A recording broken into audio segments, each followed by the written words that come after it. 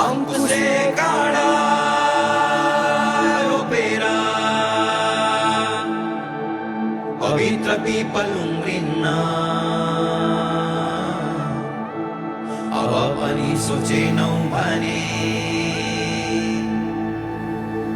कहिले पनि उठिन्न।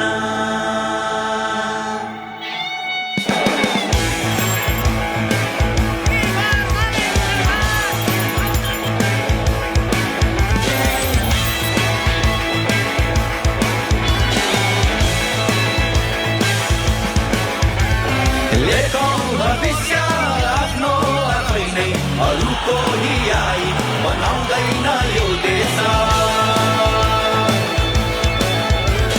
जङ्गा गरेर चल्नु छ पहिला नथाक है अहिले बदल्नु छ परिवेश।